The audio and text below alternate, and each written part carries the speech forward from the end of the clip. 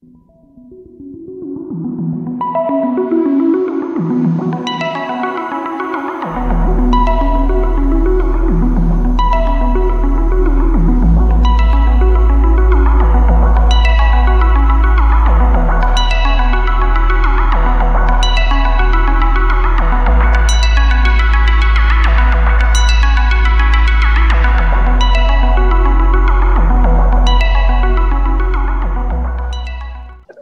Very good. Very good. Okay. Okay. Let me check other invited speakers. Professor Budi Kuntoro. Okay, I see you. How are you? Yeah, fine, Pak Agus. And then Dr. Rachel Bryan. I saw a moment ago she Was joined. in. Yeah, he's in. She is in. Okay, let me see. Hello, Dr. Rachel. Not yet. Oh, okay. Okay. Dr. Rachel, I see you are in this room. How are you, Dr. Rachel? Very good, thank you. Okay.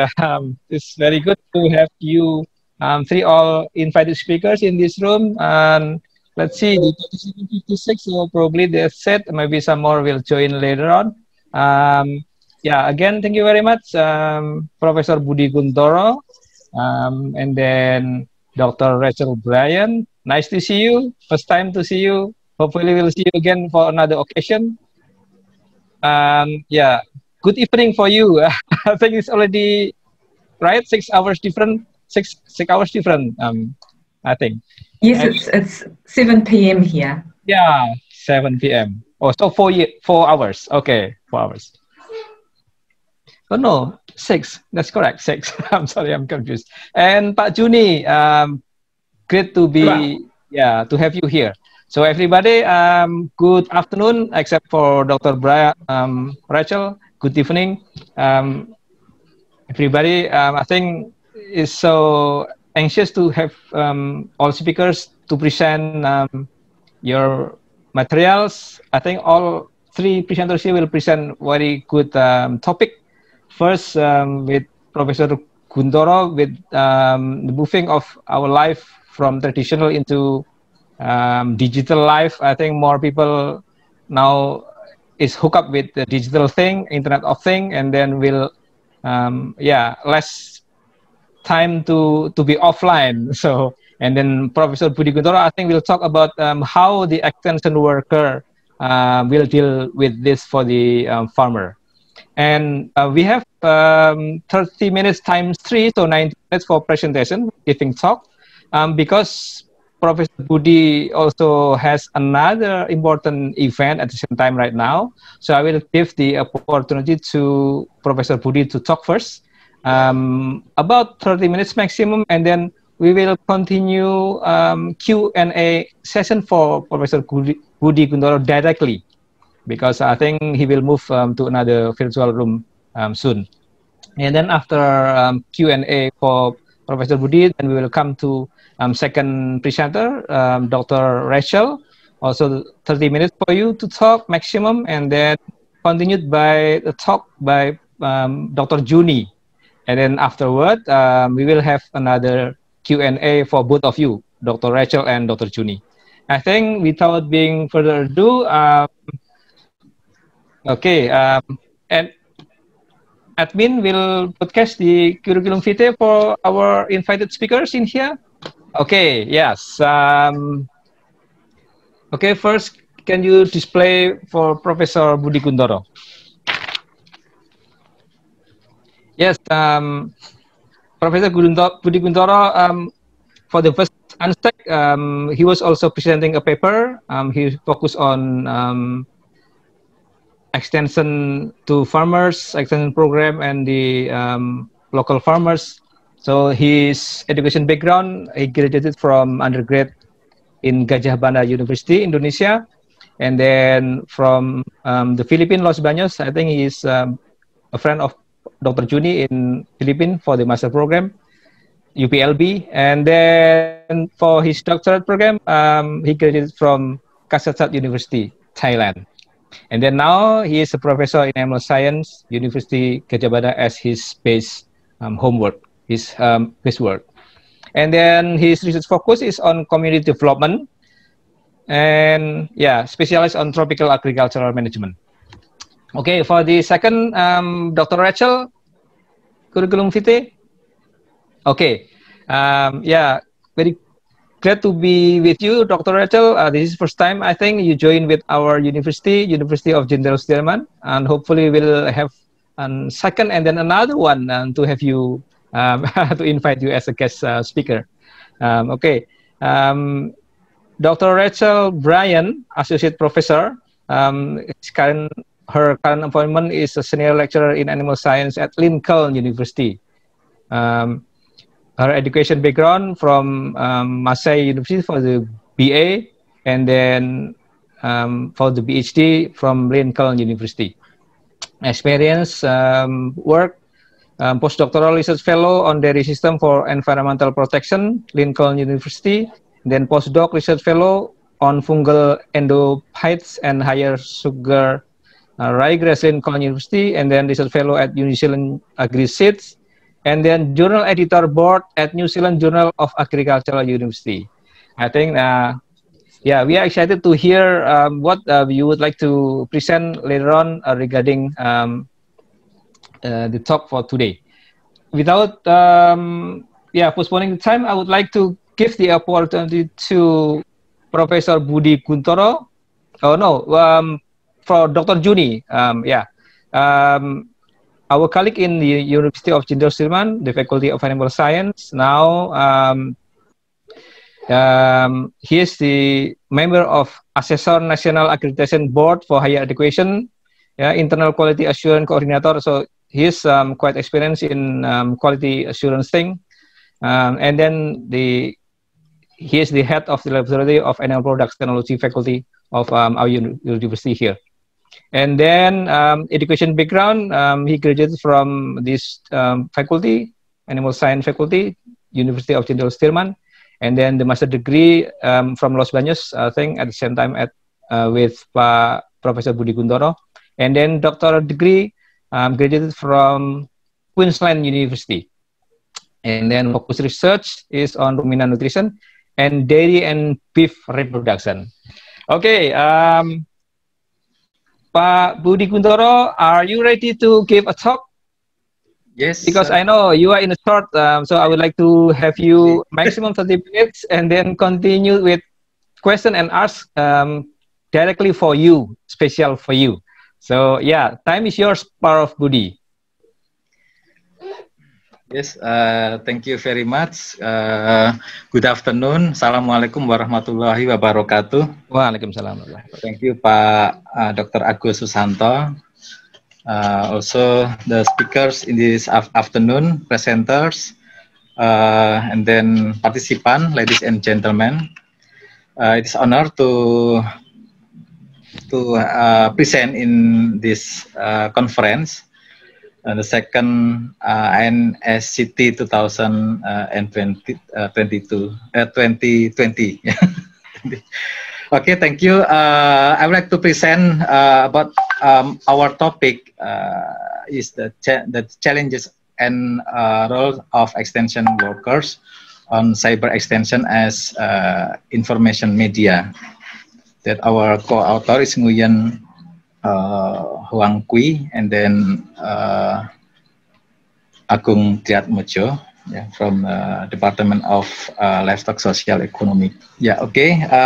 For the introduction, the agriculture and livestock, then I will call it as agriculture extension. Yeah, it play an essential role in shaping the progress of agriculture production.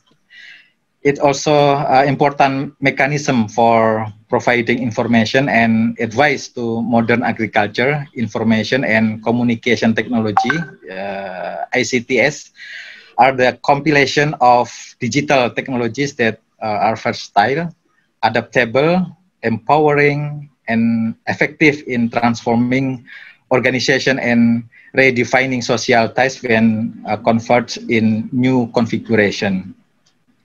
The price of cyber extensions is already a part of the physiology. Yeah.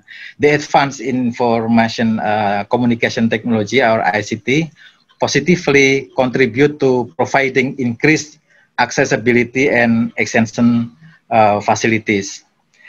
The emergence of phrases such as distance learning, online teaching, and that we doing now, yeah, and also virtual classroom, yeah, illustrated the effect of ICT on education. A similar pattern in the context of cyber or virtual extension is also seen in the reality of extension education. Computers and the internet are expected to help technology transfer, aims, and increase awareness among rural farmers about market situation. Currently, the agriculture extension is one of the key drivers of rising agriculture development, including the animal development, livestock development in Indonesia. The various model and system have been applied with the technology transfer method to be significant component in growing the product or of the priority of the local animal product, or in agriculture is the priority in of the domestic crops. Yeah. As trainers, facilitators, and also motivators, agriculture extension agents play a critical vital role. They also contribute agriculture technology information at the provincial level from the Institute of the Agriculture Technology, yeah, and disseminate technology package that meet farmer specific needs.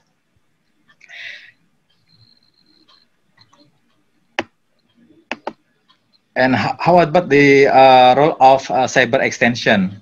The use of agriculture and rural cyber extension is beneficial in growing animals for farmers, yeah, as well as in consulting researchers on agriculture activities. It helps to improve the learning of society. It will help not only researchers and farmers, but also the entire stakeholders through the use of internet networking, computers, and modern immersive multimedia. The information media act as a medium that empowers farmers. The media also promote the involvement of the population and provide avenue for agriculture or animal sector improvement. The government launched cyber extension program is intended to facilitate the economic growth of rural areas. Some advantages and disadvantages of the cyber extension. Yeah.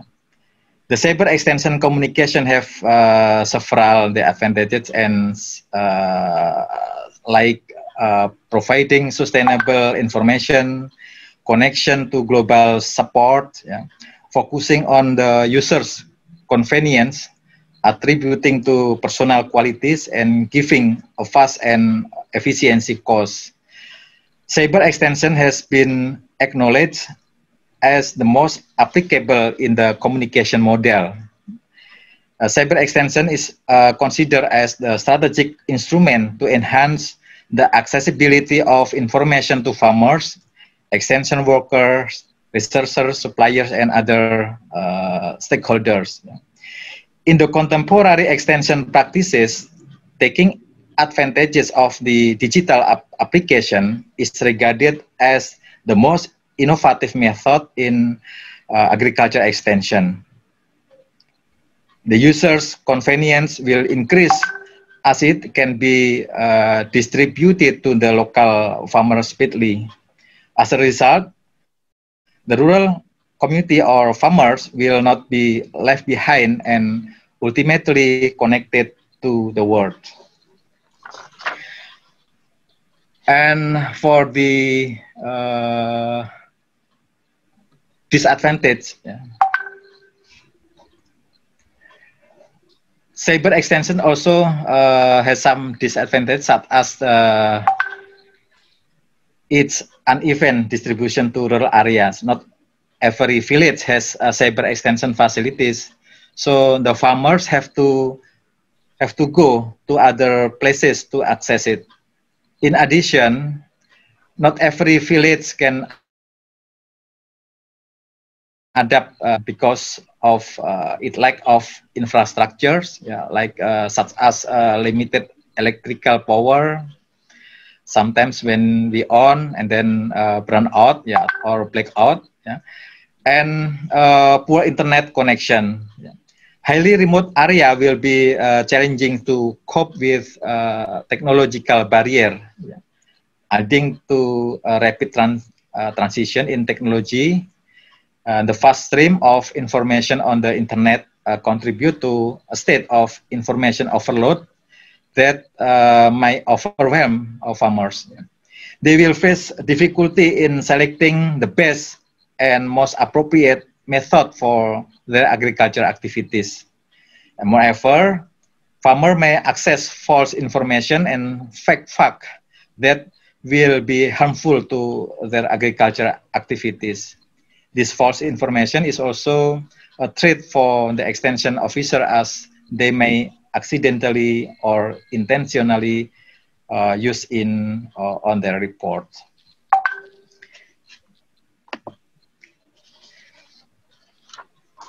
The adoption on the strategy of cyber agriculture extension, communication technology was introduced to Indonesian agriculture sector since the implementation of ICT was pioneered in agriculture development through several projects that such as Microsoft Community Training and Learning Center, CTLC, and Partner for Property for the Poor, PPP, Poor Farmers Income Improvement through Innovation Project, PFIIP, and others project that the government did. Some obstacle to development and utilization of IT-based information system. The development of cyber extension in agriculture development cannot be separated from the problem or obstacle, such as the paradigm still tend to be linear and lack of convergence in communication, like interactive or relational. Management, particularly management commitment at the level of stakeholder is low, especially in isolated areas where really needed. It is not supported by the availability of signal or infrastructure. Thus, hardware, network connection, and also access point are limited, and the cost also is expensive. Human resources management, particularly the limited capacity of the human resource of a farmer and other cyber extension user in IT application. Social culture, particularly the culture of sharing and managing information based on IT is not culture yet.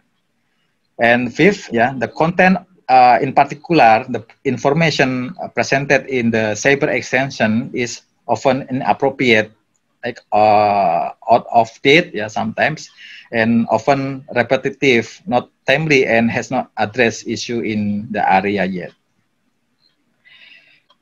And challenges related to future development of cyber extension in agriculture development include achieve consistent application of the paradigm, the convergence of communication or interaction or relation by overcoming obstacle to communication among agriculture development stakeholders. Extension agent act as facilitator and motivator for group or farmers in building promotional blocks. The extension worker acts as a companion to farmer group, like in a local institution, in testing new technology and bridging the process of resolving stakeholders' problem.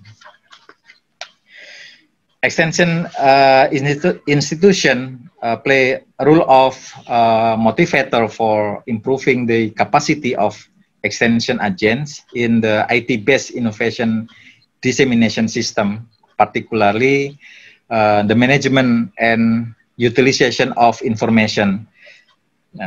The site management training and repackaging of information access via the internet or various sources for extension agent to keep abreast of development in their strategic environment.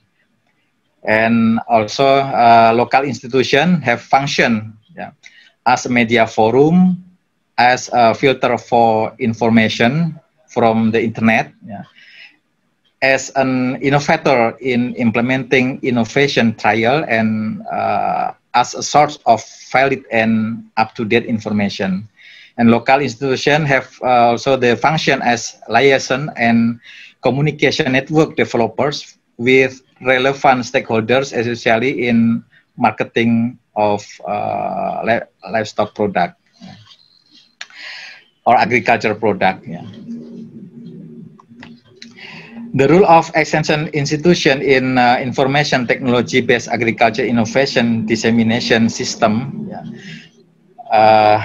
developing information technology-based information service program in like a social network and via mobile phone, developing a website, online information sources, develop information sources such as library services by providing printed and electronic material for users, providing facilities for management, including the reprocessing of information access from various sources as information technology-based extension material, the capacity building for field extension officers, freelancers, or daily worker and institutional administrator, liaison between farmers also, and then provision of facilities for the development of training in cultivation, harvest, or animal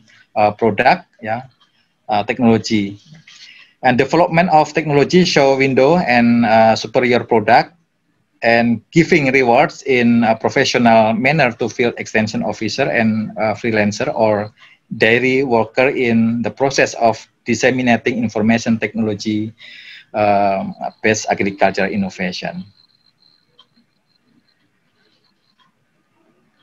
The role of local institution in the dissemination of IT-based agriculture innovation or cyber extension, filtering information from various sources like national or global that can be accessed via the internet, and then the forward information that is useful and valid to group members as to avoid useless and even harmful information.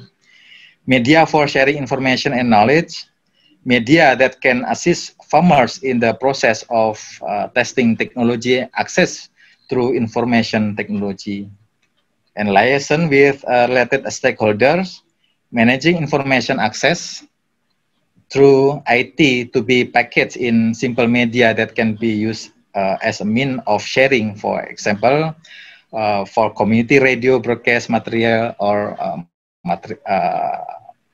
material itself. And for the last, we conclude that the cyber extension is necessarily equipment to support the extension functionaries. Animal science, also in agriculture, marketing and farmers are the essential stakeholder of agriculture livestock extension system. Cyber extension using ICT instrument addresses the connectivity barriers between those components. The collaborative effort are indispensable for ICT program to be effective and viable in the long term. And the last, the improve and smooth coordination between elements of the system result in the overall growth of the agriculture system of the country. Actually, when I talk about the agriculture extension, is already covered in the animal area, fishery, or other crop, other agriculture product. Thank you, Pak Agus. That's all my presentation. Okay, thank you, Prof. Budi Guntoro. You spent 16 minutes, so everybody here, we still have a lot of time. Hopefully, Professor still have time to be with us here. So I would like to, let's see, read some chat. Is there any? Not yet. So I would like to give the opportunity directly for live questions. Now we are coming on a Q&A session. Probably Prof. Femi, is there anything that you would like to ask or put point what Professor Budi Guntoro already told us? Okay, administrator, could you please unmute the participant on this room? So participant, because we still have a lot of time for Professor Budi Guntoro. Okay, yeah, I have a question here. One question for Professor Budi Guntoro. Yeah, he's from Sofia. She said, best presentation, I'm very excited with your theme. In real, the cyber extension is difficult to apply for farmers. Then the question is how farmer can access this cyber extension probably. Do you get the question, Professor Budi? Yeah, thank you. Okay. Yeah, thank you, Pak Agus. Actually,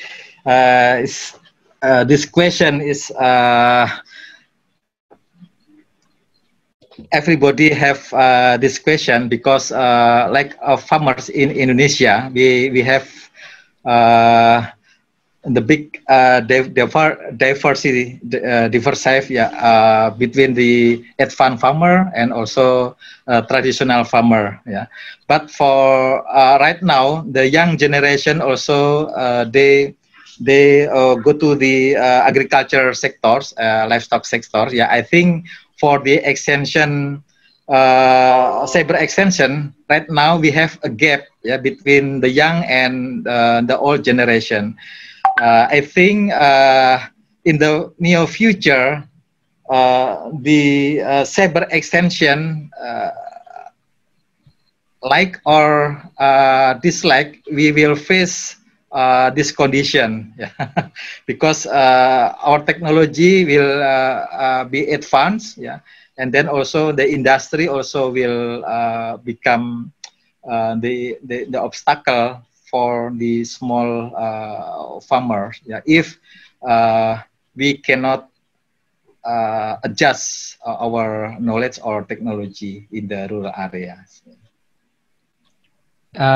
Okay, I think, yeah, I got some highlight from Professor Budi. Whether we like it or we don't like it, now the social culture is shifting toward the digital life. Yes. So if we ignore the farmers, because now the old generation of farmers will get retired soon, if we don't have the young generation to replace the position of old generation, then who will become a farmer? So I think this is the concern for the young generation who now probably will start to get involved in the agricultural sectors.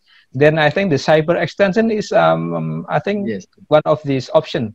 Otherwise, they will be away from the agricultural sector. Then who else will take care of this sector? Yeah, yes, I think. But we have to now. That's right. That's right. Yeah. Okay. Other participants, I think it's good opportunity to have discussion with Professor Budi before he has to move to another room. Okay. I have another question from Dr. Krismiwati Muatib from this room. Bagaimana agar informasi bisa diakses oleh petani peternak dengan pendidikan rendah dan umur tua? She said sorry for her bahasa. Okay. Monggo, please, Prof. Budi. Yeah. Okay.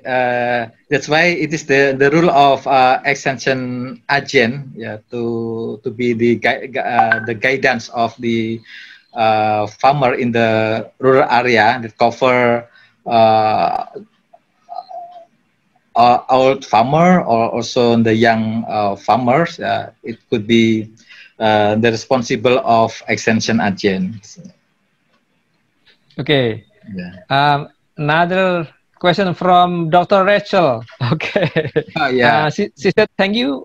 Good presentation. You mentioned differences in users between young and old. What is the level of trust in cyber technology among farmers and the age variation? Yeah, trust about the content or trust about the the content of the. Okay, I'll try to unmute.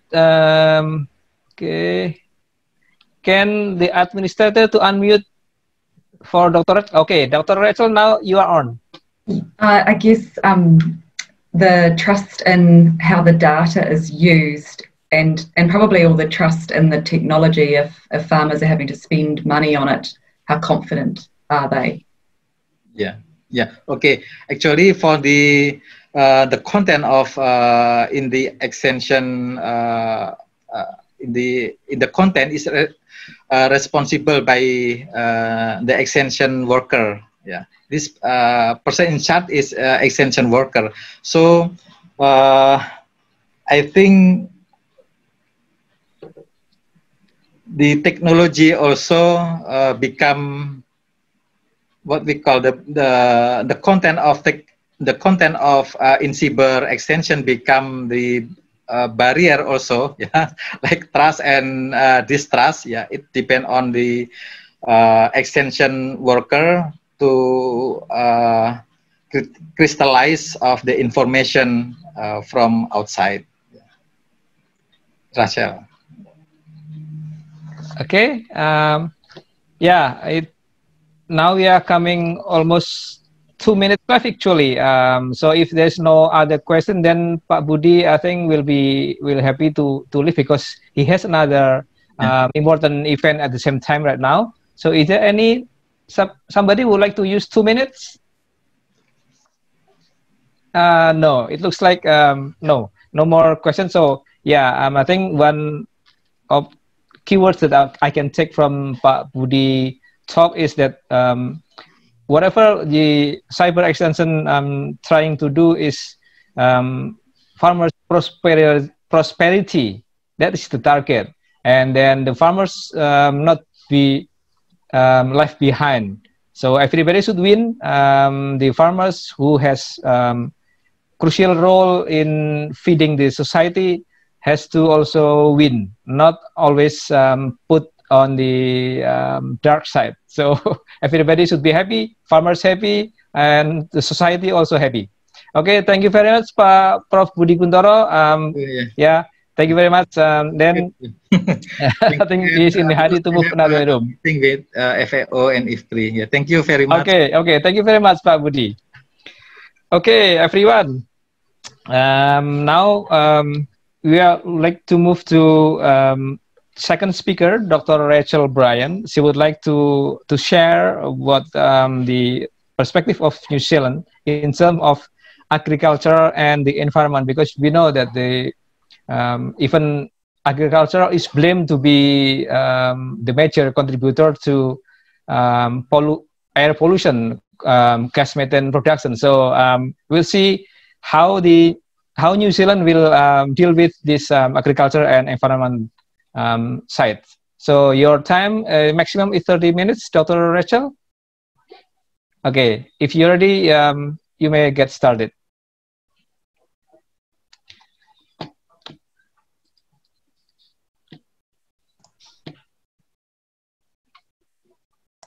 Okay, now you are on. I'm sorry, I can't share my screen, so I think it's going to be shared for me. Okay.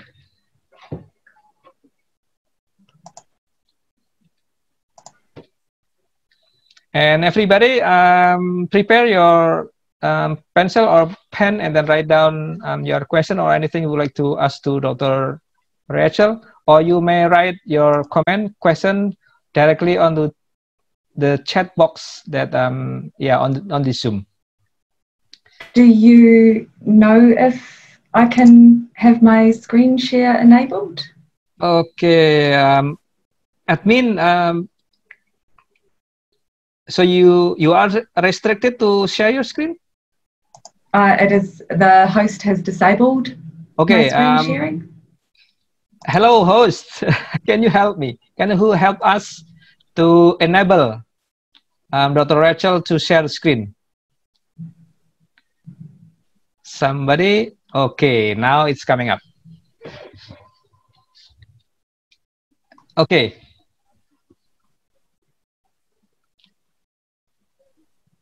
So who is controlling the presentation? You or the host? I don't think it's me. So I think whoever's sharing, I will just tell them when I want to yeah, sure. change the slide. Okay. But yeah, firstly, thank you. I just want to say thank you very much to the organisers and to Dr. Rizki Barryrow for giving me this opportunity, for which I'm very grateful. So thank you. So if we go to the next slide, would be great. Okay.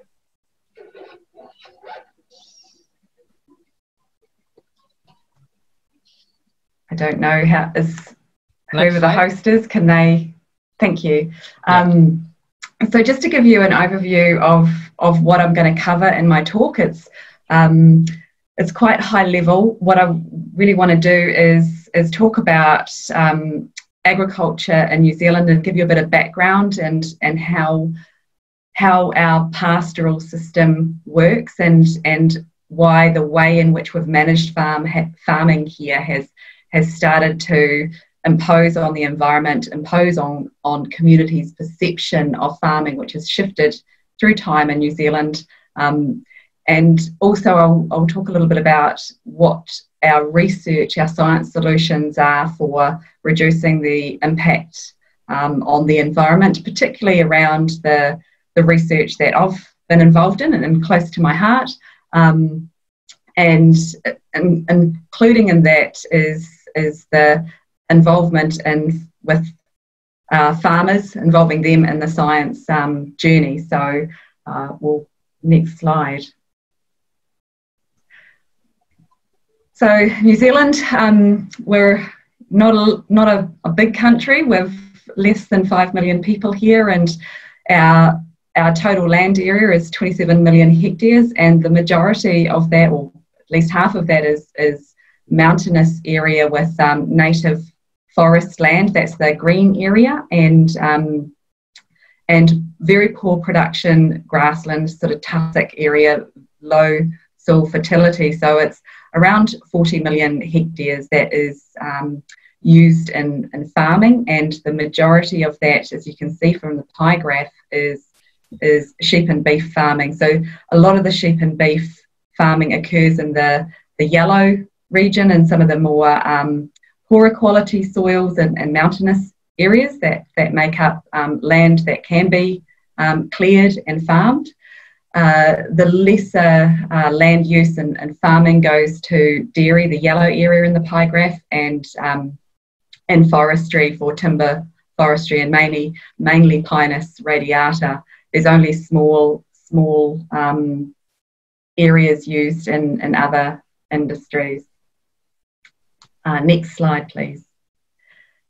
The numbers of animals that we've got I've listed there. New Zealand's always been renowned as a country that has a lot of sheep, but we don't have anywhere near the numbers of sheep that we used to have. So there's been a lot of land use change. We've got just under 30 million sheep, 6.5 million dairy cows. So we now actually have more dairy cows than we have people here in New Zealand.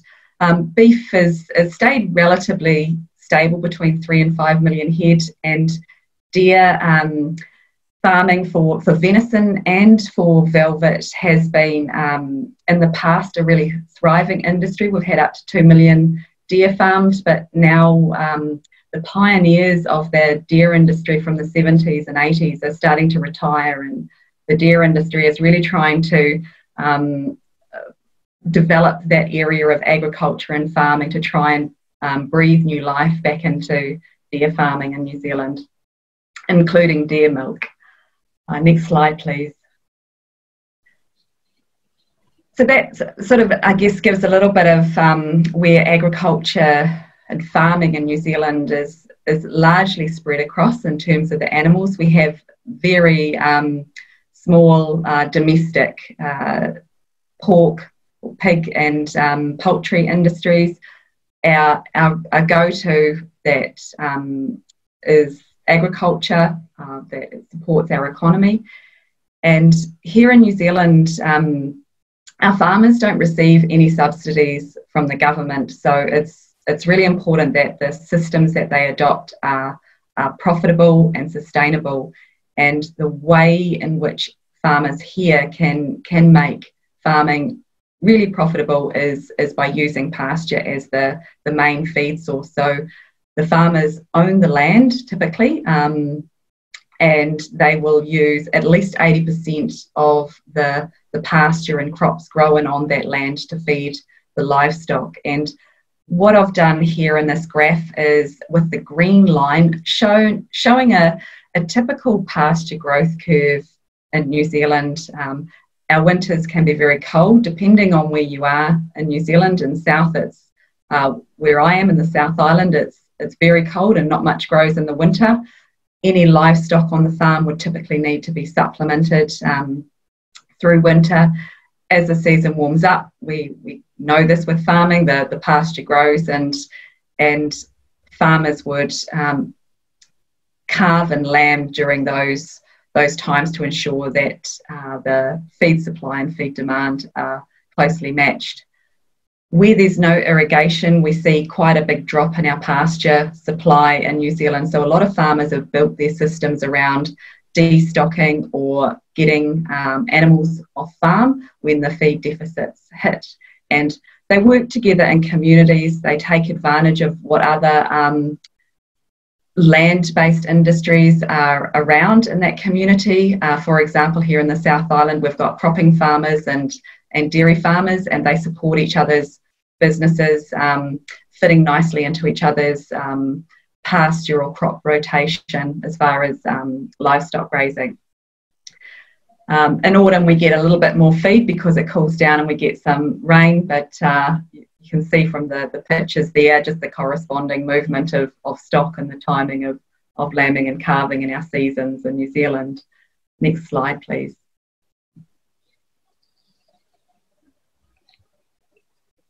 Next slide. Okay. Just quickly, I've included this graph here just to show the change in the various livestock numbers in New Zealand. So the sheep numbers have plummeted through time, and this is largely being driven by the government investing in irrigation schemes in areas which would otherwise be far too dry to support intensive high input systems such as dairying.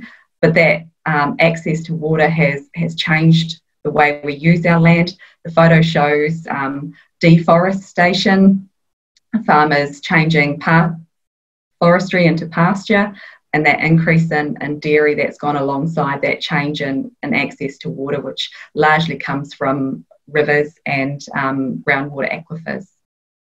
Next slide, please.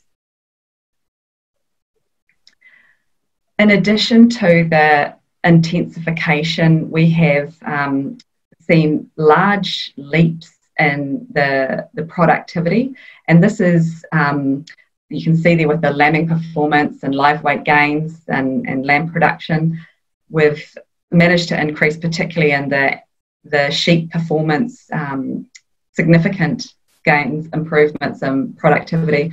This has been the result of animal genetics, also pasture breeding, as well as the role of extension, so science, extension, getting that information out to farmers, how they can improve fertility, how they can manage nutrition of livestock, improve mortality of lambs to achieve the increase in productivity.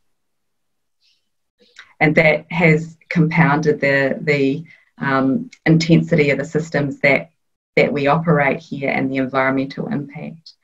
Next slide, please.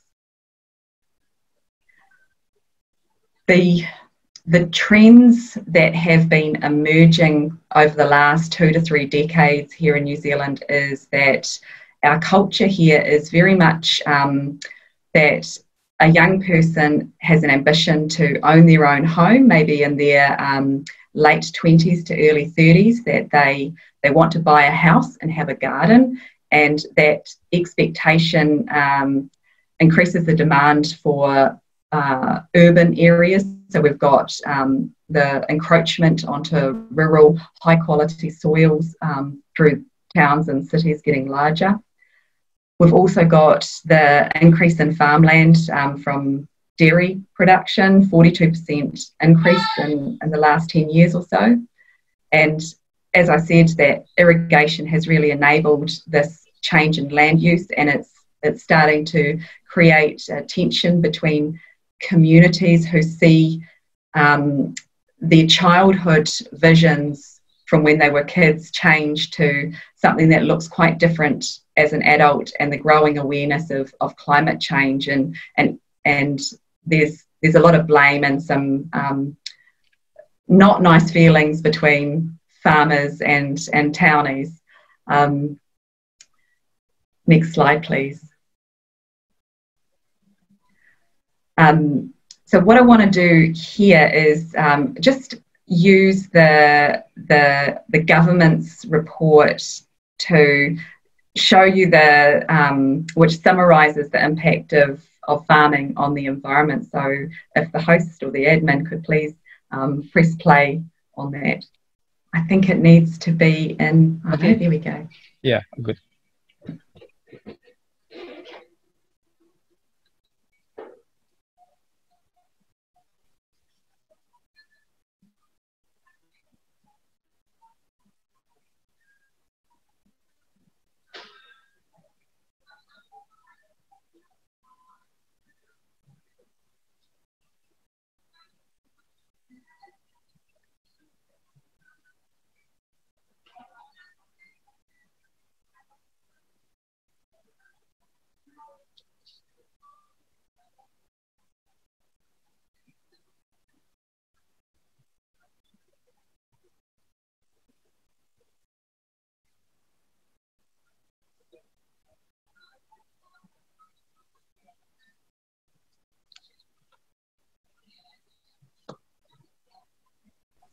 Can people read that? I think it'd be difficult to read the...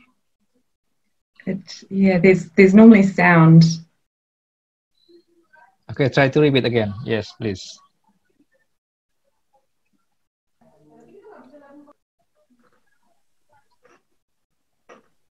No, it's not working.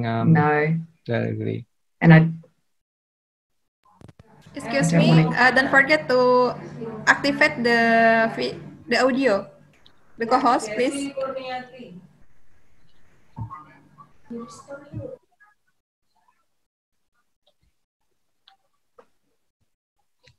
Yes, we can read it at least.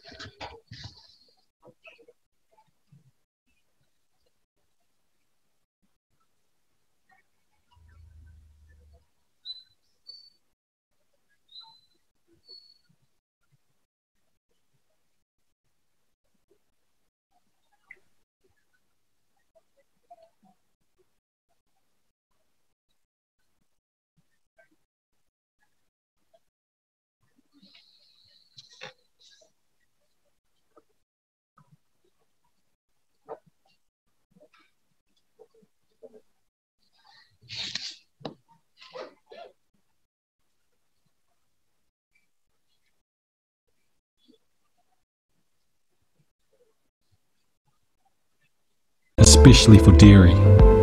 What's left of our native ecosystems is not representative of the full range we once had. Native land cover continues to reduce. 71,000 hectares of tussock grassland, shrubland and native forests was lost between 1996 and 2012. coastal and lowland ecosystems like wetlands and sand dunes continue to decline in extent. Erosion and intensification of agriculture are affecting the quantity and the quality of our soils. We lose an estimated 192 million tonnes every year from erosion.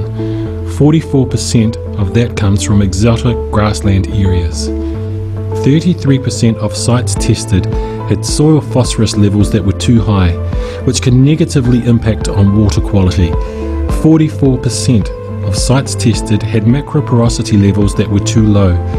Macroporosity is an indicator of soil compaction, which can negatively impact on water quality and the productivity of the land. Nearly 83% of native birds, bats, reptiles and frogs were classified as either threatened or at risk of extinction.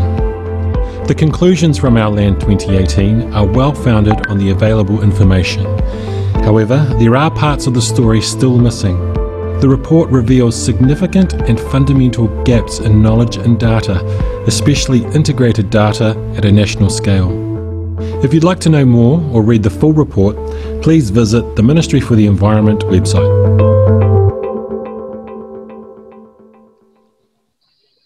Thank you. So you can see we do have a beautiful country, and we really need to try and keep it that way. The key issues in New Zealand as far as the environment are concerned are the ones that our voters and our communities can see and sense, and water quality is a really key important driver of where the government spends money here, and nitrate in waterways is something that we work hard to prevent and minimise, as is phosphorus. Runoff into water, erosion we are doing a lot to reduce the loss of soil, and our greenhouse gas research is also quite strong, but I think this is an area probably where our research is going to start to move towards in the near future. Okay, next slide, please. So as far as what the government is doing is they are already starting to impose regulations on farmers, and farmers are starting to get scared that they won't be able to farm very much longer because there'll be too many rules and too many restrictions. So we're trying hard to help farmers and find the right solutions that meet everyone's requirements. And currently the national targets have been set to improve water quality, and there's agreements between our government and the industry. A few years ago, farmers it was made compulsory to fence waterways and plant alongside rivers and streams to prevent that soil erosion, and farmers are very closely monitored in terms of how they return effluent back to pasture. And on top of that, we've got increasing science investment, trying to find new solutions, which is where people like us come in. Next slide, please. So the research that we have been doing has been underway for at least a decade now, where we've been looking at component research, farm system research, as well as modelling, and trying to understand what kind of impact we could have on reducing nitrate leaching in different areas of New Zealand. So Waikato and Manawatu are two regions in the North Island of New Zealand, where it's a bit warmer and more volcanic soils, and in the South Island, Canterbury and Central Otago, a lot cooler conditions and much more free draining riverborne soils. And we have carried out research where we've used farm systems to look at whether or not what solutions we can use to maintain productivity and reduce nitrate leaching. And for us, the key to reducing nitrate leaching is to really reduce the return of nitrogen from urine of cows, which when deposited on the soil is too much for the plants to take up. The nitrogen and nitrate accumulate in the soil, and the risk of leaching is really high through the winter period, which is when we get most of our rainfall and our drainage. Next slide, please. So in terms of what research I've been involved in to reduce nitrate leaching, a large 6-year program, Foragers for Reduced Nitrate Leaching. We worked together, universities and Crown Research Institutes and farmers, to identify intervention points in the nitrogen cycle to reduce nitrate leaching losses, and these really centred around plants, animals and soils. Next slide, please, and I'll show you the diagram. There are animations to this, so if you could just click 3 times for the animation. So in this diagram, we have just showing a picture of all the different pathways where nitrogen enters and exits the farm system. And what we were doing in a lot of our research was looking at where we can intervene in the soil with biological nitrification inhibitors, so reducing that conversion of urea and ammonia to the nitrification process to nitrate. We're also trying to find the right plants for the right environment that would hold that nitrogen in the soil and utilise it and retain it in more of a closed system, as well as identifying what nutritional attributes we could use with our livestock to reduce the urine N excretion. And if you could just click forward. And again, please. And again, once more, thank you. Some of those solutions were plants like plantain, which is on the right-hand side there, and annual ryegrass. And the plantain has secondary compounds that influence the rumen fermentation as well as what happens in the soil, while the annual ryegrass was a plant that could grow in cooler conditions, high yielding and retain more nitrogen. Next slide, please.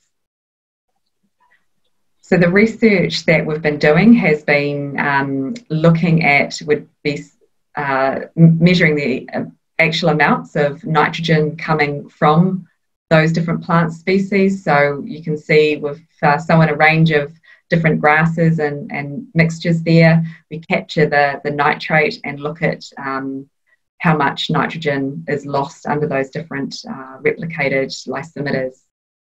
Next slide, please. What that earlier research showed us was that the value of plants that had cool season growth and were high yielding, and they had the capacity to retain a lot more nitrogen in the herbage and reduce nitrate leaching. Next slide, please. The work that I've been directly involved in has been looking at the animal nutrition side of it. How do we manipulate the diet, change the way an animal grazes and utilises nitrogen to improve the partitioning of nitrogen to milk and dung rather than urine. And the photo on the right there shows a urine sensor developed by AgResearch, and we used it on our cows on the research farm. And the graph shows the data results from those urine sensors, and you can see that at different times of the day, cows that were grazing a mixed pasture with herbs of plantain and chicory altered their urination loading. Next slide, please.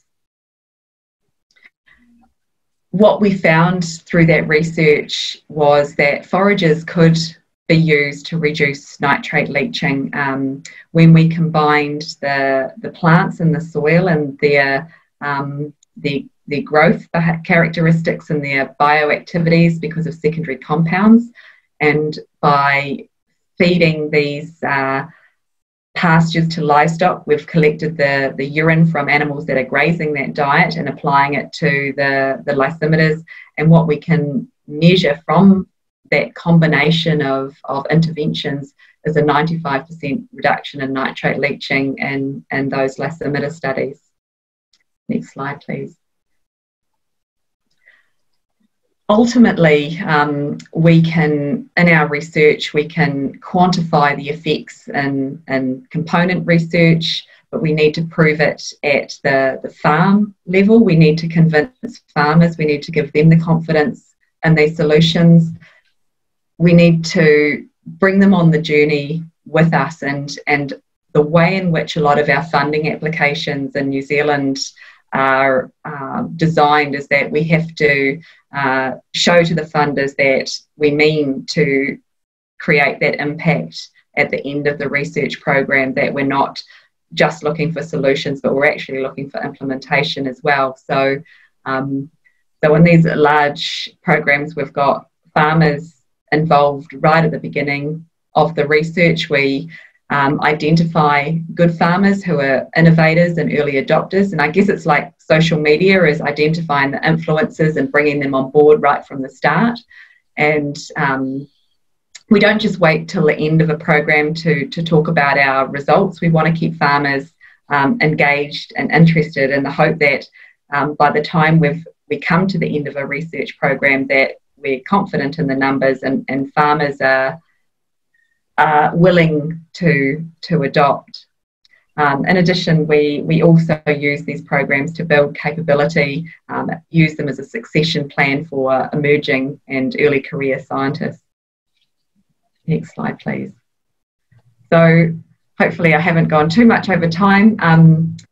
Just a couple of photos here of the farmers who gave up their time and support for the program, along with the different organisations that have been involved in research around forages and the environment. Next slide, please.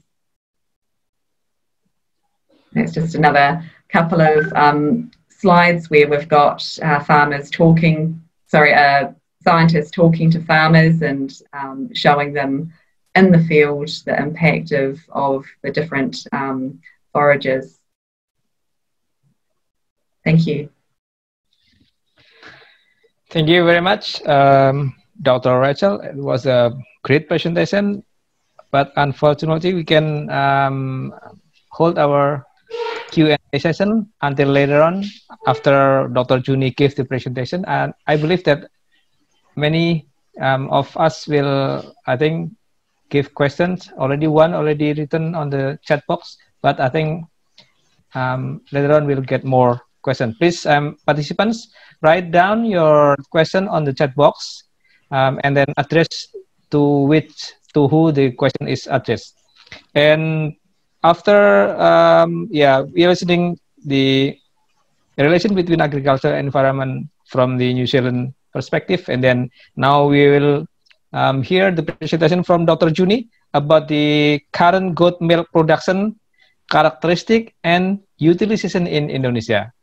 Okay, stay Zoom. So Dr. Juni, 30 minutes maximum. Thank you very much, Pak Agus. Can you hear my voice? Yeah, sure, clear. Thank you very much. I will share my presentation. Okay, good afternoon, everybody, and good evening to Dr. Rachel in New Zealand. Very beautiful country, actually. I visited 15 years ago in New Zealand. It's a long time ago. Okay, but I met some of your, let's say, your countrymates, because we imported Boer goats and also Saanen goats directly live from New Zealand. So we have met your countrymate here and becomes an Indonesian citizen right now. And what you see in my presentation is one of the Saanen goats. It's already reared here. Ladies and gentlemen, let me have my opportunity to present some information about the current goat milk production and characteristics, and also the utilization of goat milk in Indonesia. My name is Juni Sumarmono. I'm at the Faculty of Animal Science, Jenderal Soedirman University, Central Java. And I would like to revise first my curriculum vitae. I'm not an animal nutritionist, actually. It was written in the my curriculum vitae. I'm more on animal scientist and also food scientist, because I'm talking about how to process milk into cheeses, yogurt, and kefir, and also meat into different products. Just a little revision. Okay. Okay, this is the structure of my presentation. The first part, I would like to talk about our goat population and breed, and also the goat milk production. And then next on to goat milk characteristics, and the last is about the goat milk utilization in Indonesia, and the research and the development in our laboratory in particular. And let me start with the fact that goat milk and its product, actually it is a very important sources of protein and other nutrients for many people around the world who has limited access to cow's milk. In many parts of the world, goat milk is considered as poor man's cow, where it is more affordable to many people. And in fact, more than 50% of goat milk population in the world is in Asia, including in Indonesia. And globally, the non-bovine milk production has reached about 133 million tons per year. And it is about 17% of all milk production. And the goats contribute to the 13.5% to that non-bovine milk production. And it is a big one, actually, if we consider that the amount of the total milk production in a year. And we have also the data by year 2019, last year, we only able to provide less than 20% of our demands, our local demands to milk and milk products. It means that more than 80% we imported from other countries, and in particular New Zealand and also Australia, our closest neighbor, that produce more milk and also have more dairy cows and dairy goats, more number of dairy goats than the people. We have here about approximately nearly 300 million people, but we have only about 20 million goats. That's from the newly born goat into the very old one. But I think in New Zealand, you have more goats than the number of people. Means that you produce more milk than you are required. But we have a lot of people, but we produce less milk. And this is in Indonesia. Like I say, that it is just nearly about 19 million population of goats. That's including the male, including the kids, including all that all goats. And the dairy goats actually is much smaller number than that. And our dairy goats is not really dairy breeds, because we have the Etawa crossbreed or peranakan Etawa. We also the Jawa Randu. It is also kind of peranakan Etawa with our local goat, the kacang goat. And we have also the Sanen. The Sanen we imported from Australia and from New Zealand, live import. And it is about it is located only about 15 kilometers from where I'm sitting now. It is in the National Breeding Center for dairy animals, the cows and also goats. And in that breeding center, they produce the what do you call pure breed of Sanen, and also cross it with other local goats. So we have then another crossbreed like Sapera, Sanen and Peranakan Etawa or Pesa. And also we have a little number of Anglo-Nubian too, which is also producing quite good milk. And here our Sanen in our breeding center. What you have on the first picture, I took that about 2 months or 3 months after they arrive in Indonesia. I think it is from New Zealand or from Australia, but so they are actually born. They were born as a foreigner, but then it is become the Indonesian citizens, and they have already breed and produce many kids, and I think they get adapted well to Indonesian situation. And then below is the Sanen crosses in the already in the farmer's hand. And then we have the local Peranakan Etawa in Jawarandu. It is actually dual purposes goats. It is not really a dairy goats, but people, because it produces at least 1 liter milk a day, so people also utilize the milk as a source of income and also source for nutrients. And also we have the crossbreed, the Sapera and the Pesa. And in fact, our goat farming, in particular dairy goat farming, is still very scattered. There is no exact data actually the number of dairy goats being milked, and it is scattered from Aceh in Sumatra, in many parts of Java Island, in many parts of Sulawesi, and also in West Nusa Tenggara, East Nusa Tenggara, but very few goats, or maybe non-existent in the island of Papua. And also we have some village breeding center for goats, the dual purpose goat, in Gumelar in Central Java. It is about 40 kilometers from our university, and also in Kaligesing about 100 kilometers from here. And there are many places people try to have the milk from goats, particularly during this COVID-19 pandemic. And the demand for functional food, the demand for food that is believed to able to improve our immune system is increasing, including this goat milk.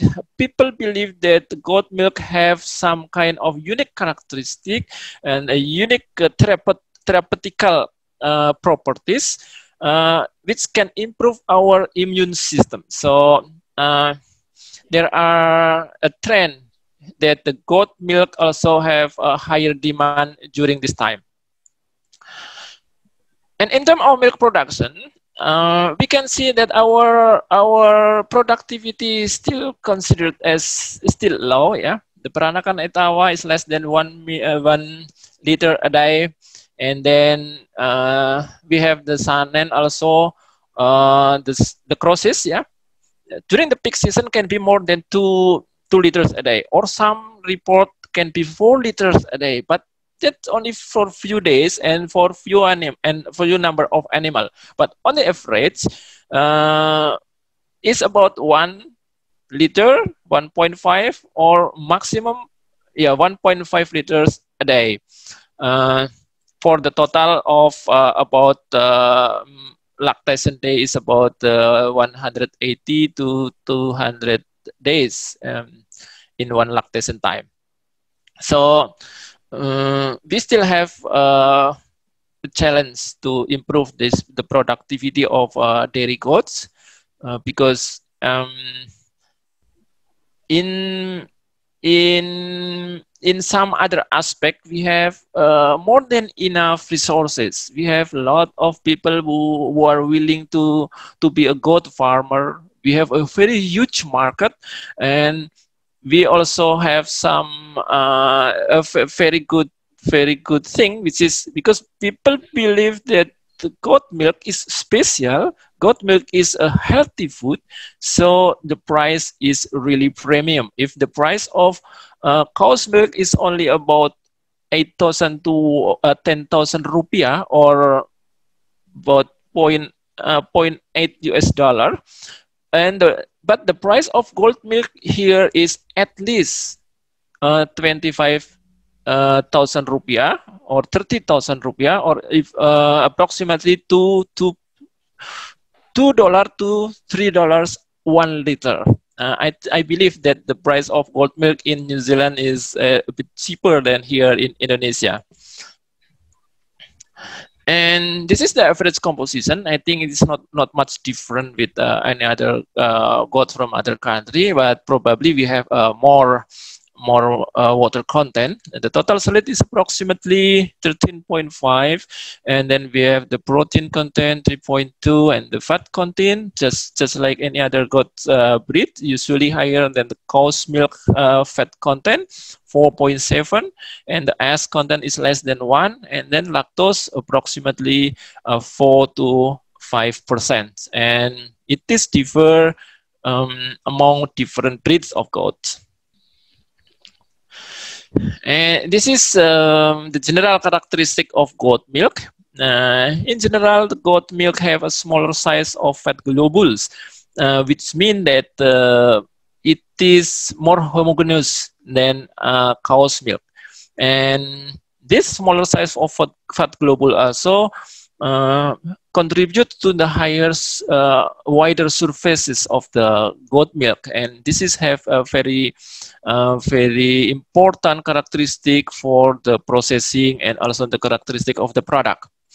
And it has also the higher content of short and medium chain fatty acid, or MCT. MCT is used in the medicine as to treat some malnutrition problem and any other health problem, and also it gives more energy quicker than the other kind of fat. So this is probably one of the reason why the goat milk has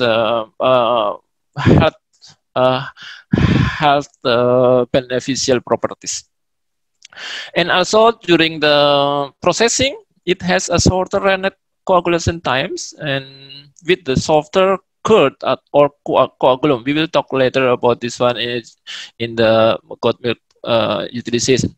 And it has a lower total casein, in particular alpha S1 casein. This is a very important characteristic that has to be understood by milk processor in treating the raw material when processing goat milk into different varieties of product.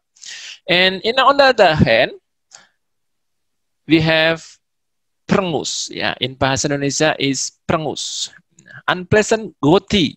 It is, of course, because goat milk, if it is not goatee, so what it is? Goat milk, of course, has to be goatee odor and taste, but if it is too much, then it is a problem, and it is usually comes from goats which is not properly clean or properly milk. The professional milker usually will be able to produce goat milk with a very little goatee odor or taste.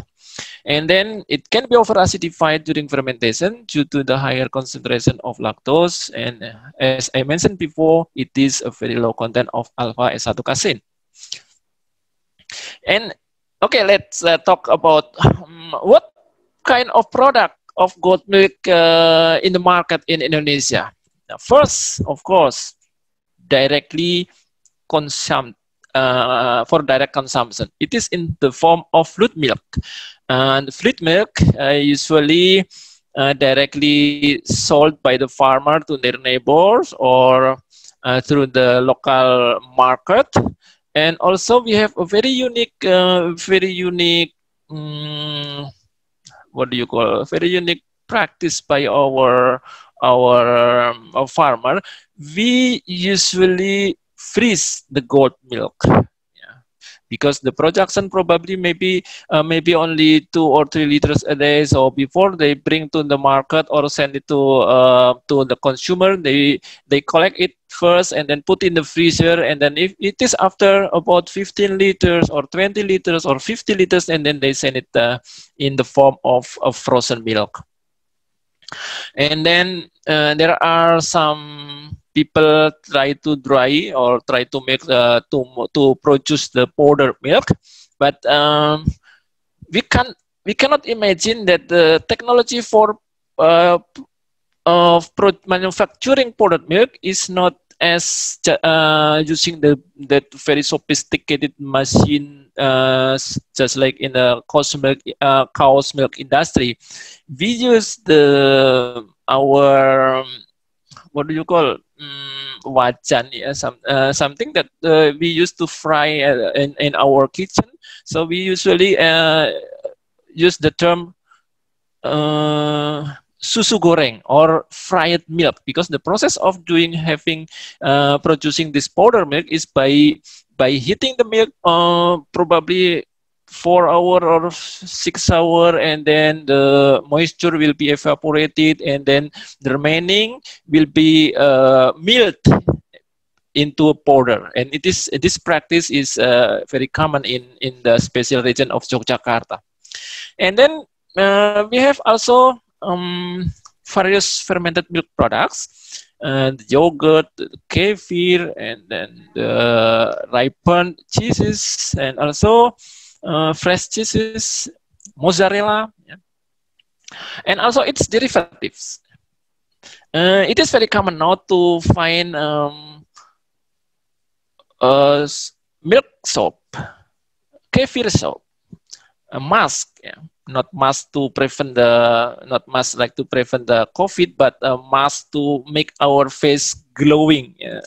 I don't know whether people from other country understand about the term glowing for our faces, but it is very common now. It is natural, and it is very good actually. And then the concentrated yogurt or the Greek style yogurt, we have some producers, and also from the big company, the Cimori, they produce also the Greek style yogurt, but it is mostly from cow's milk. But some people also produce Greek style yogurt or concentrated yogurt out of the fresh yogurt. And ice cream, of course, and then the shakes. Yeah, a lot of milk shakes, yogurt shakes, kefir shakes around us. And then also produce fresh cheese and mozzarella. It is still very small, but people now producing the fresh cheese out of goat milk. And of course, we have miscellaneous products like sweets, candies, dodol, and caramels, and many other products from goat milk.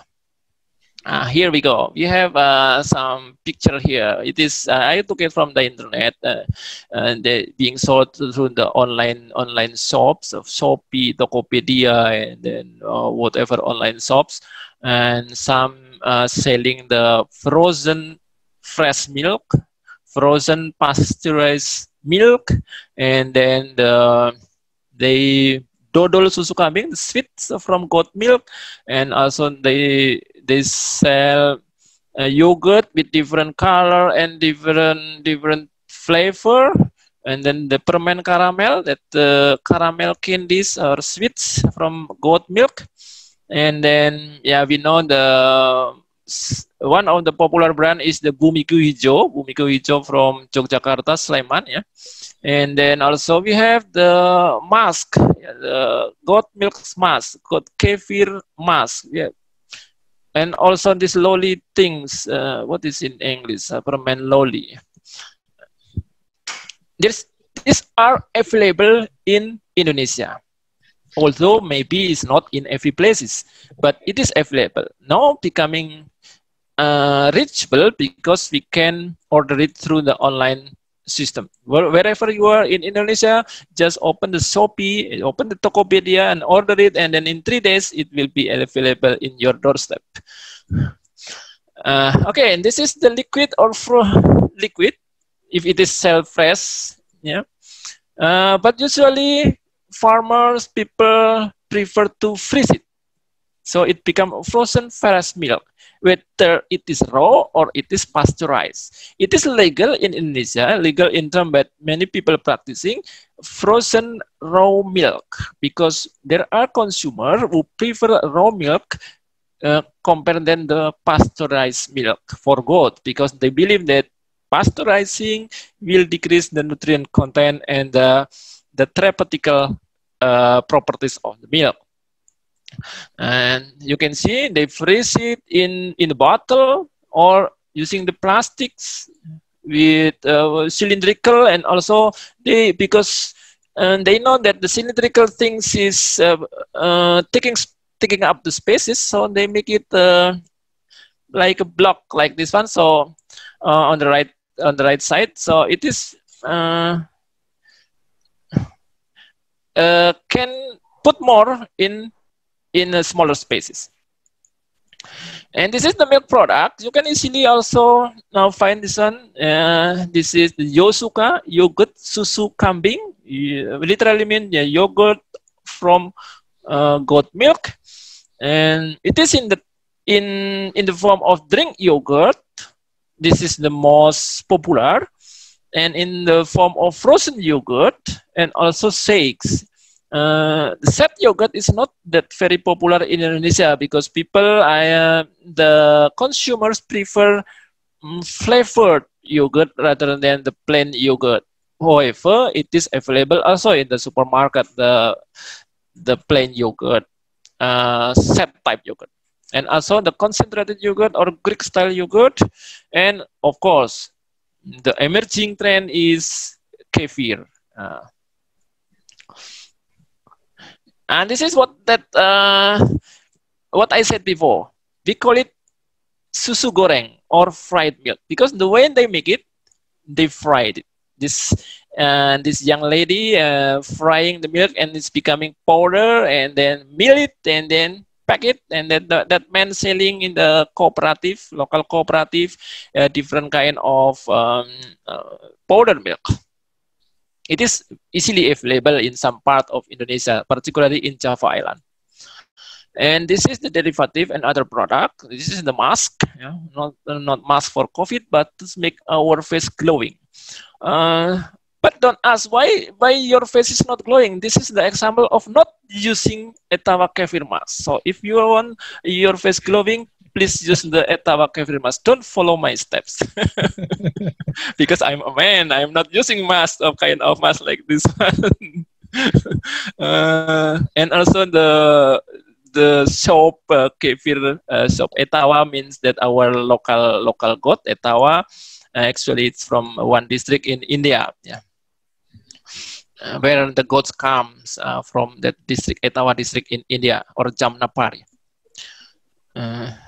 And then for this last session, I would like to share a little bit about our research and development of goat milk that we do in our laboratory, and we divide into 3 stages actually in developing the goat milk product. We start from characterization of the milk, and then we try to do some optimization of the process.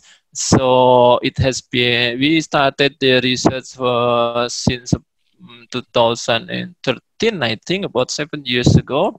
And then now we are in the second stages. We try to produce different products from goat milk. We produce the yogurt, the concentrated yogurt, also the kefir, and also probiotic cheeses. And we do some characterization, and we have some publication on this area in our research team. And we are in the second stages because it is open up a lot of opportunity to try to different kind of products, try to know this, to know that, try to characterize this, and etc. And some of the product has already been in the market, particularly the kefir, I think, and then the goat milk yogurt with the brand, our local brand. It is not produced by our laboratory, but by one of our research team, and including the Kefir mask. And the next stage is, we have some research on the next stage, particularly in determining how long is the shelf life. This is a very good.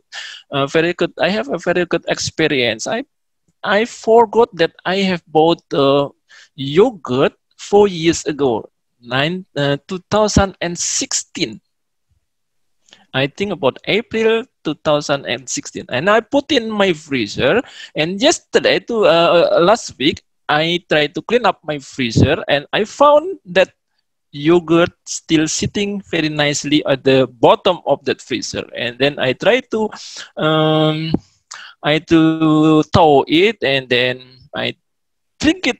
I drink 4 years old yogurt, and I think I'm still happy right now. So you're still alive now. I'm still kicking. So it means that the yogurt is still okay, and the taste is also okay. Okay, so bagus. If you want to taste a 4 years old yogurt, I still have 1 bottle for you. I will. And then this is the other one is we try to improve because of the market demands. They want food with that boosts our immune system. Food with antioxidant, high antioxidant level. Well, we try to combine. We have a black rice, a very high antioxidant level, a local black rice. It is very, very black. Yeah, it is darker than my skin actually. And then we try to mix these 2 ingredients into one. We call it a black yogurt, and that's the product. Yeah. It is still under development, but our laboratory tests show that this black yogurt has a double antioxidant level than the ordinary yogurt. So this is what we call it fermented milk with high antioxidant levels, and this is some of our products. It has no permission yet from the authorities about producing. This is commercially actually. And this is also one of our research focus, developing a more concentrated products.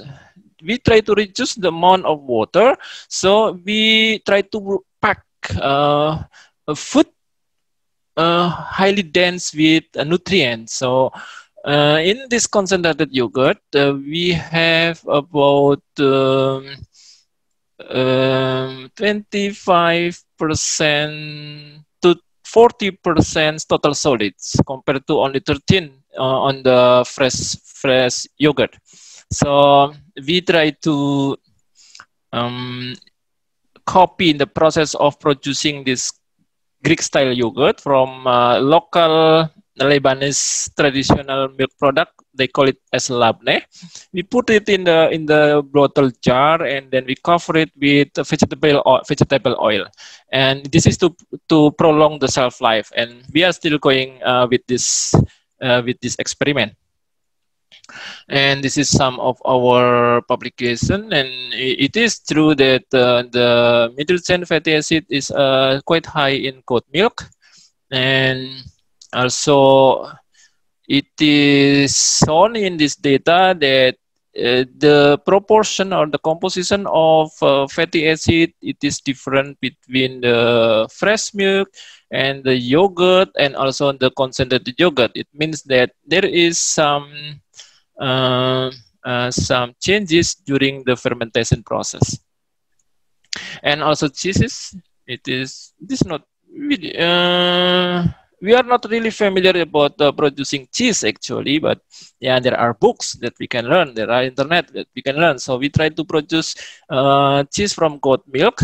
You can see that it is a cheese, yeah, it tastes like cheese, it is cheese, and it's the taste also like cheese. So it's on there, it is cheese then, and it smells like goat milk. So but we have no facilities to ripen for longer than 1 month. So this is about 1 month old ripened goat milk cheese. And this is the emerging product, the kefir. The kefir from the Mediterranean area. We use the kefir grain at the source of the microbes. It is composed of many different lactic acid bacteria and also yeast. If yogurt has no alcohol ethanol content, so this kefir has about 0.5 to 1% alcohol content on the product.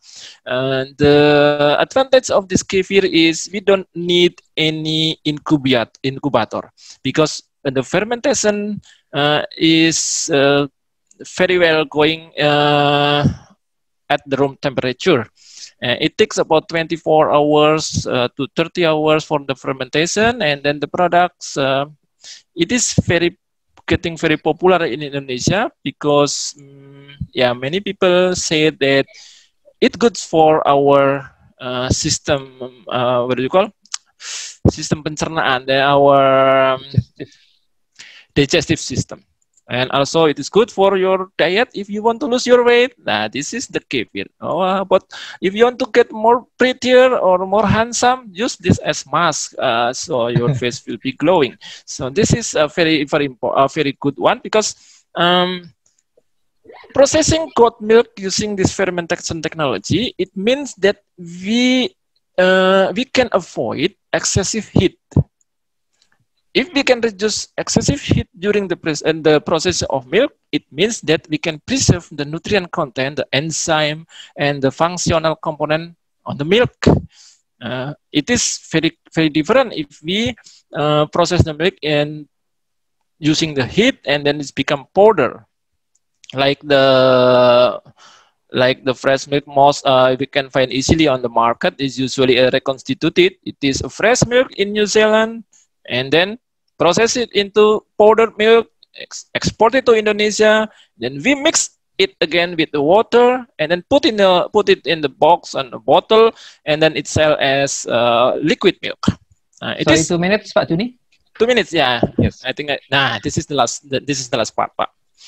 I don't want to conclude what my presentation. I want to give you the concluding remarks about this goat milk situation in Indonesia. The contrast is that it has a low milk production and it is scattered and then as unstructured farming and markets, and it has a goaty flavor, of course, and we have only very limited number of dairy breed, the Saanen and the Anglo-Nubian, mostly are dual purpose goat. But on the right side, we have the pros for developing goat dairy goat farming and also goat milk. It has a very high price, 2 or 3 times the price of cow's milk, and also people believe it has health properties as a functional food. And the cost to start up with the dairy goat farming is lower than the cow's milk, and also it has a variety of products, like you see before that we have a lot of variety of product from goat milk, and I think it's growing. Yeah, we will have another different product in the future, and we have a huge market. 300 million people of Indonesia all need food. Thank you very much, Pak. Thank you very much, Pak Juni, Dr. Juni. Great presentation. Yeah, exactly what we expected, that the talk will finish at 14:45. Then we will have another 30 minutes altogether for Q&A session, question and answer. Please write your question for all participants who are in this room, and address to whom your question is addressed to. Let's see, we have already here. Okay, this question is for Dr. Rachel. Are you still Okay, that's great, Dr. Rachel. This question is from Ibu Hapsari. She wrote like this: I've heard about Dr. Reza Abdul Jabbar, a farmer from Indonesia who has succeeded doing his farming business in New Zealand. Can you tell us how open New Zealand government for overseas citizen for doing as he do in New Zealand? I don't know our land right laws closely, but I know that the government in the last couple of years has made international ownership much more difficult than previously. So your colleague may have purchased the farm or been able to start. I think running a business is okay, but it's just land purchasing has become a lot more difficult in the last couple of years in New Zealand for international buyers. Yeah, I think yes. Bu Hapsari, I think Dr. Rachel already answered your question. And then let's move on to another questions. Let me read again for Dr. Rachel. Great question from Nur Rizki, and he has a question: how do farmers respond to new technologies? Hi Rizki, thank you for your question. It's good and good relationship with the first speaker, Professor Gunturo. The technologies in New Zealand adoption by farmers is quite diverse. We have increasing technologies available for farmers, so it's not just extension officers who use technology. Farmers need to, when they store their milk, it has to be a certain temperature, and so the refrigeration system will have sensors, and farmers use technology for that. Managing effluent and irrigation, generally farmers will use technology for alerts. So there's much increasing adoption of technologies, and I think generally they respond positively to new technologies, provided it's delivered in such a way as to fit with the way they use technology rather than be overwhelmed by it. They're not so good at just receiving data. It needs to have the interpretation with it. I hope that answers your question. Yeah, I think that's clear answer from Dr. Rachel for Nur Rizki. And then we have another one here from Ahmad Bayu from University of Halu Oleo, Southeast Sulawesi, Kendari. And the question is addressed to Dr. Juni. He said, this GOTI order coming from or influenced by pheromone to stimulate an ovulation by 4-ethyloctanal acid as active for GnRH hormone in female goat. So is that different or the same? If the same, it would not be found treatment for inject this pheromone. If different, was the factor include? I don't think, or you got the question, Pak Juni? Yeah, I got the question. Okay, yeah, okay. Yeah, thank you, Pak. Bayu from Uho, Kendari. Yes, partly it is from pheromone, but the GOTI flavor also comes from the fatty acid composition of the goat milk. It is unique, like the capric acid, caprylic acid. It is only found in goat milk. It is not found in cow's milk. The treatment is treatment for injecting this pheromone. I don't really know about this treatment, but physically we can avoid the excessive GOTI flavor by good preparation before milking. Like we separate between these females from the bucks, yeah, from the male goats. I think that's the problem. And also the source of this goatty flavor is, as far as I know, is in the back of the ear. So they produce these smells mostly at the back of the ear. So the practice of the farmer, I think I have the picture, a little bit picture. They use a small bottle, a small opening bottle, so it just fit in the teeth of the goat. So the milk is exposure of the milk to the air, and then the possibility of the contamination from the hair of the goat is minimum. That's a very good tricks by the farmer.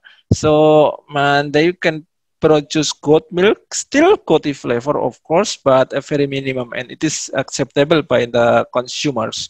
And the other thing is, we found at the laboratory that the fermentation is a very, very effective way to reduce or even eliminate the goaty flavor. We try to do small experiment. A very smelly goat milk and also very smelly cow's milk, which is we don't want to drink it in the form of raw milk, and then we put the kefir grain, and then it fermented for about 12 to 24 hours, and it's just like magic. The smell is gone. Only the smell of the fermented milk remain. So there is another way to try to eliminate the goaty flavor is process it by fermentation. Thank you, Pak. Okay, that's great, Pak Juni. I would like to remind all of the participants to fill out the attendance list, which is already broadcasted on the chat box. So everybody, the participant, please fill out the attendance list. And then I myself actually noted some thing that I would like to ask to Dr. Rachel, but it is not wise if I use this time for myself. So I would like to give this opportunity to all the participants. I see, yeah, I think everybody is still awake, except Dr. Rachel is getting sleepy now. So, okay, Bu Yusmi ready, or Pak Rumokoy? I think, yeah, I think everybody now, okay. Another question coming into the chat box. Okay, and while waiting for the direct question, live question, okay, I will read again the question to Pak Juni, Pak Dr. Juni, from Mary Finola. She wrote, I ever make kefir and yogurt by myself, but the taste is different than commercial yogurt product. Why it can be, Pak Juni? Commercial product use perisa, use flavoring, and they put already some sugar and they mix it and then become the product, the commercial one. So of course, if you compare the fresh yogurt or fresh kefir with the commercial yogurt or kefir, of course it will be different. If you want to try to compare between your fresh yogurt with the commercial set type plain yogurt. It will be almost the same if it is plain, but if it is already mixed with flavors, with sugar, of course it will be different. The treatment after the processing, it will determine the final products. Yeah, okay. Bu Mary Finola, don't give up. Keep making yogurt and kefir. Just being more innovative with the flavor. Yeah. Try to ask us to try. Yeah. Okay. Next question for Dr. Rachel from, okay, it says monitor 2, so somebody is hiding the identity. The question is, could you tell about the opportunity research with you as a promoter for us as an animal science student? Yeah, sure. It's there's many opportunities, and I get inquiries for masters and PhD. It really depends on the administration process.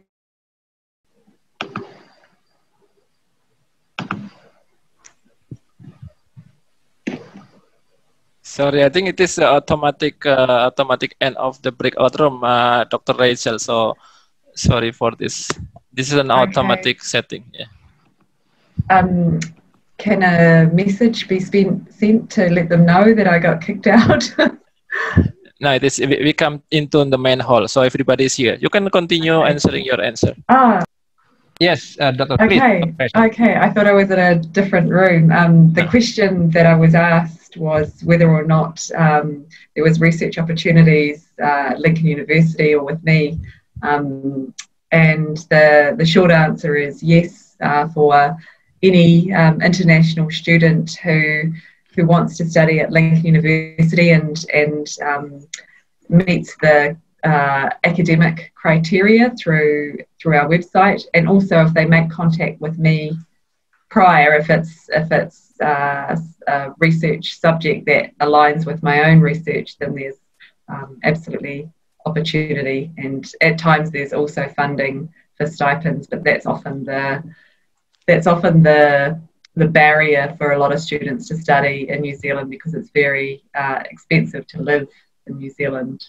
So having a sponsorship is really important. Okay, yeah, that's the answer for somebody who are asking about the opportunity to collaborate more with Dr. Rachel in New Zealand. I myself have question. One question for you, Dr. Rachel, regarding the government policy for the agricultural sector. There is like say, is there any incentive or punishment if a farmers doing in the business, let's say, reduce the greenhouse gases or reduce the leaching, and then whether it is penalty for those who don't do that in the reduction of the pollution? I think that's a really good question, and I think that's probably a pathway that will head down. At the moment, there's little in the way of specific penalties and incentives of financial. Generally, what we're doing is auditing farmers, and if farmers are breaching some level of compliance, then there's groups of people that will work with that farmer to get them back on track. If they maintain a poor grade or score in that auditing process, then there are monetary penalties associated with that, okay. But generally not financial incentives yet. Mm-hmm. Okay, thank you, Dr. Rachel. Let me check whether I'm still in charge on this. Okay, host, who will be in charge next? Am I still in charge, or should I give to, because the time that I got from the schedule that we will be concluding at 15:15 actually. So,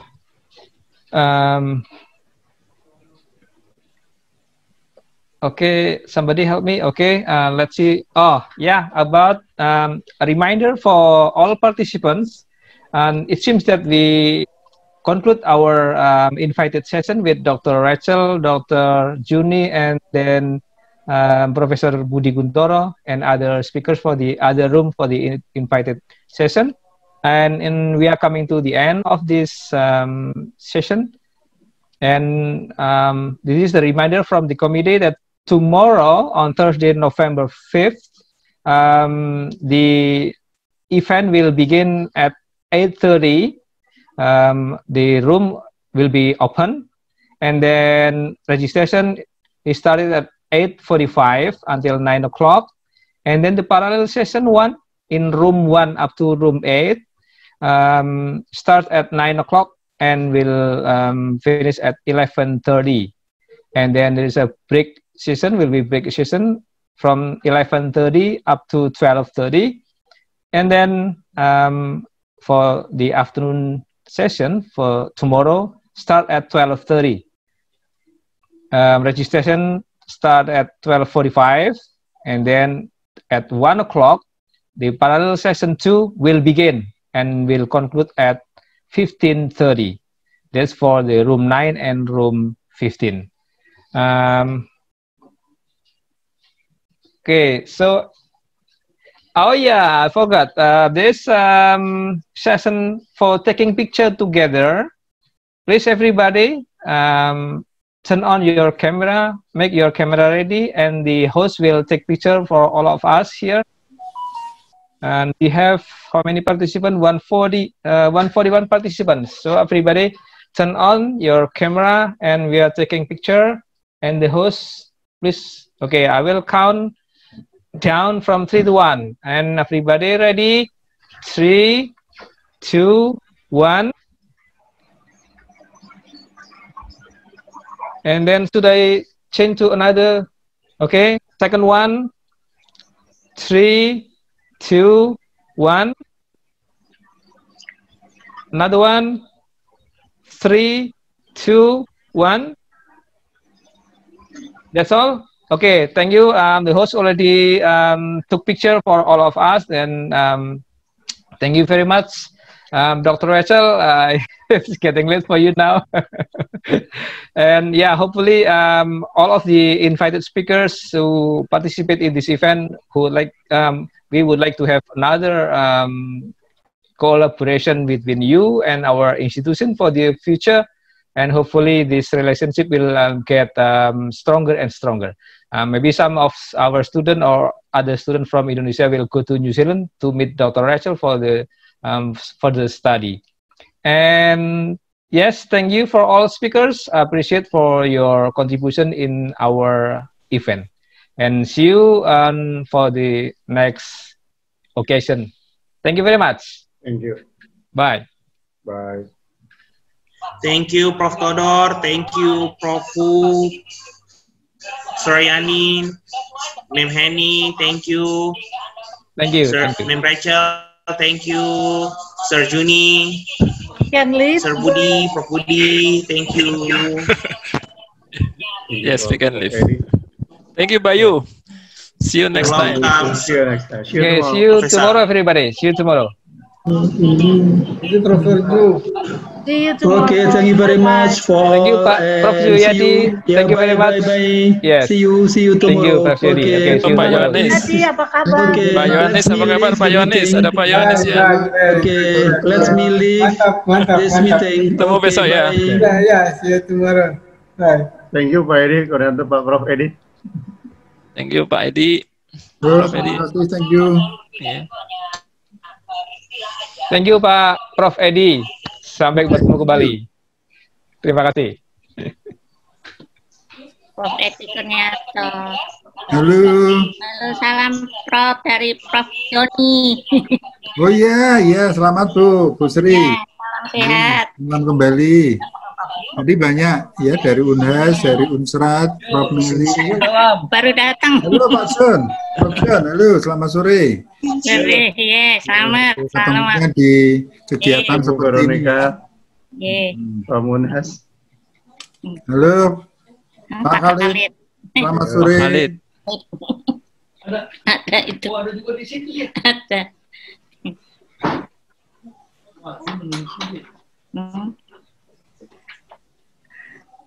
Tadi ada Prof. Femi dari Unsrat. Prof. Femi, masih ada Prof. Femi ada. Halo Prof. Halo Prof. Femi. Ada juga Bu Jane Kleke dari Unsrat juga. Ya, Bu Jane, Bu Rini, ya belum bersuara nih. Hari ini Bu Jane. besok. Bu Rini Jane. Ada juga dari Unsulbar ini, Sulawesi Barat. Lilis, Bu Lilis. Oh, sudah pada keluar mungkin ya? Ya, sudah pada keluar ya. Oke, terima kasih Bapak-Bapak, Ibu semua. Sampai bertemu besok, insya Allah. Oke. Mudah-mudahan Thank you semuanya very lancar. much. Terima Saya kasih. izin besok ya Pak Juni. Oke, Agus. baik Pak. Karena Baik besok Prof. ada wisuda universitas ya. Ya, baik Prof. Terima kasih banyak Prof. Oke. Ada Bu Mulyantini nih dari Kupang. Apa kabar Bu? Mana Ibu Grace ya? Belum kedengaran suaranya. Grace Maranatha.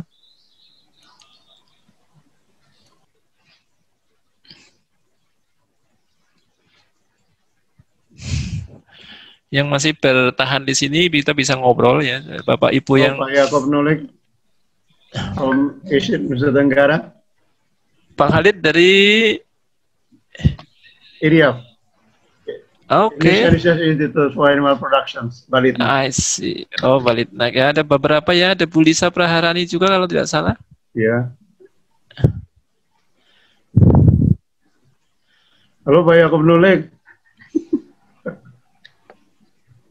Apa kabar? Hey. Baik, tabe.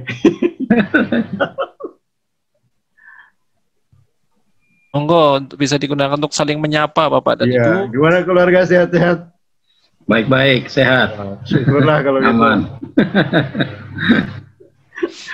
Nice to see you again. Gimana? Bogor? Baik-baik Oh, semua. it's rainy every day.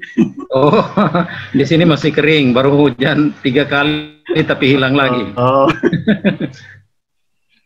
Ini Pak Bibin masih di sini, kalau ada yang tertarik kolaborasi research atau mengirimkan studinya ke Jepang. Topik yang sangat menarik, Raman spektroskopi. Saya tidak. Ya, tadi disebutkan Pak